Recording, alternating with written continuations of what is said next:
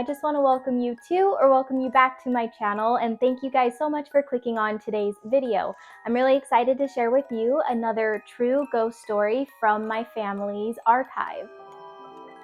Okay, getting into today's story, this is actually a really spooky story, but it's also one of my favorite ones to tell because it was kind of the first activity of paranormal happenings in my family for a while, since we had moved out of our first home and had kind of moved across town into a newer home. And this was actually in the townhouse of my older sister. So this story takes place at my sister's townhome, and she had just had a baby, and her baby was about 9 months to a year at this time, but she was talking really well for being such a young baby. And so one night when she was just kind of a little bit sleepy, she started getting really fussy, and she started to say things like, "No, Sarah, no, leave me alone, Sarah." And she just kept saying the name Sarah. So for any of you that have seen Land Before Time before, Sarah is the Triceratops dinosaur in that series. And so my older sister had recently been showing her the Land Before Time series, and she just assumed that this was because she had watched that's why she was saying Sarah, and that she had just created some sort of imaginary friend. Now, that was the easier explanation for what was going on, but in that townhome, things started to get a little bit creepier. And so, not only was her daughter talking to an unseen being named Sarah, but you always felt like you were being like hovered over or followed at this townhome. Now, I actually went over and stayed the night at my sister's house when she was living in this townhome. And I was actually staying over during a school night. My parents are out of town, so I needed to stay with her. And I was sleeping on the couch downstairs. Now, the downstairs area is actually like, when you turn off the lights and you like scurry upstairs because you're scared? That's what the downstairs felt like in the dark.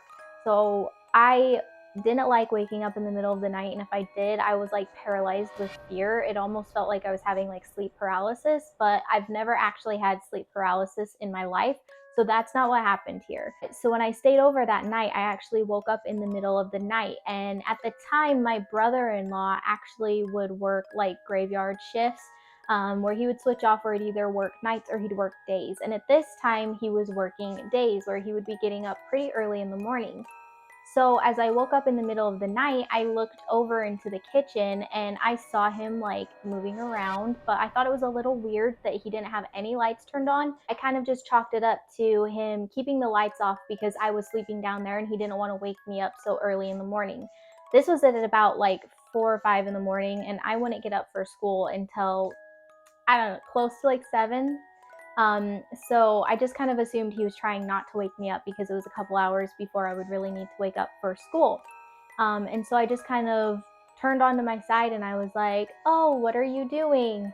And the figure moving around in the kitchen stopped as soon as I spoke to it, and it just disappeared. So once it disappeared, I was absolutely terrified, and I actually just put the blanket over my head and I tried to go back to sleep because I didn't want to deal with the thought of like this could be something that was like a spirit or a ghost, and it didn't feel like a good presence in that house. So me thinking that I had just seen a spirit, I thought that I had seen not a good spirit.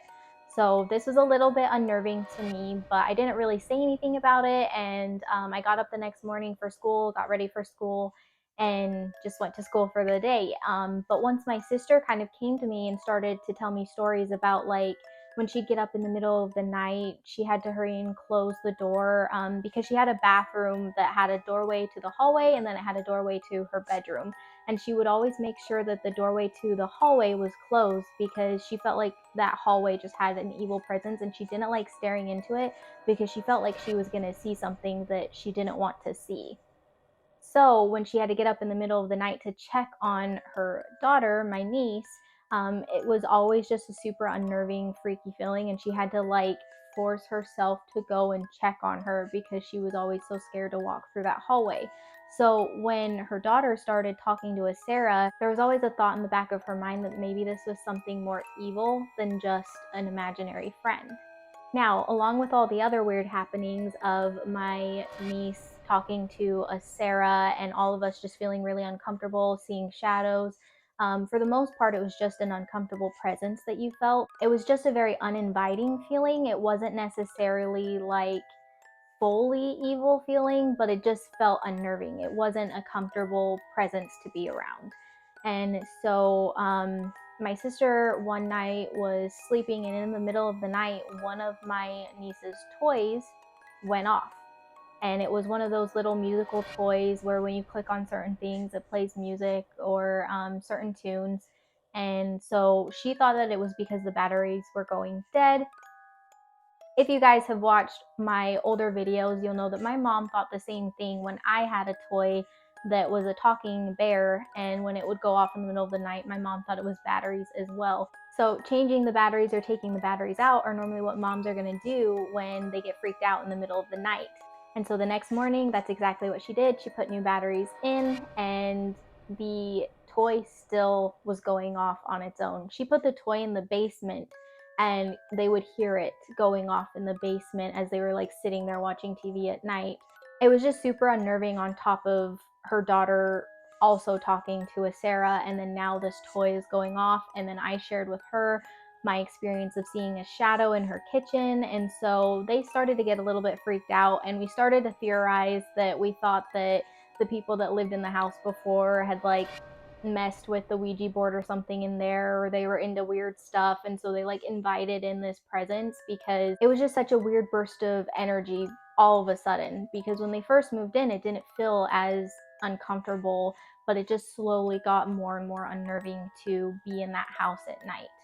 So they eventually found another townhome that they felt was a little bit bigger, and my sister was pregnant with her second child, and so they wanted a little bit more of a roomy area to grow into. This home only had 2 bedrooms, so they were going into another home that had an extra bedroom for the new baby on the way.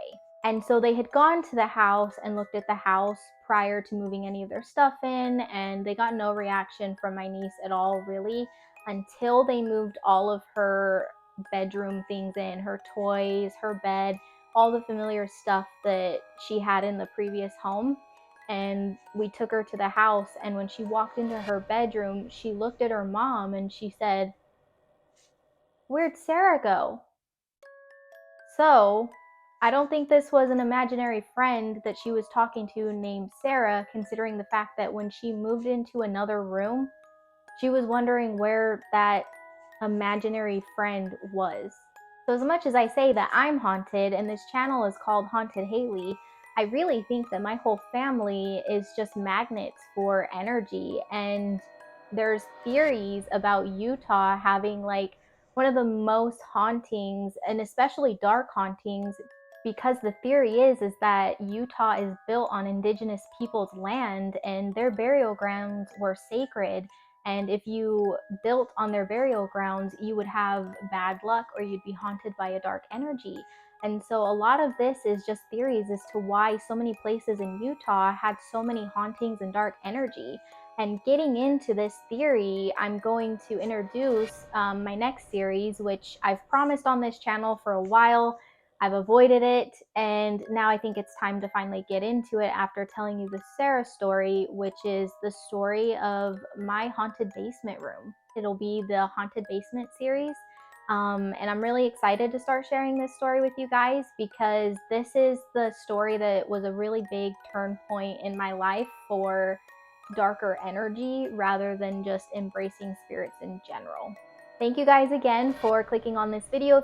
If you guys are enjoying my stories and you do enjoy this channel, I would ask that you would leave me a like on this video, maybe even comment some stories that you would like to hear from me, and subscribe to my channel. Thank you guys so much for tuning into the video this week, and I can't wait to get back with you guys with another spooky story next week.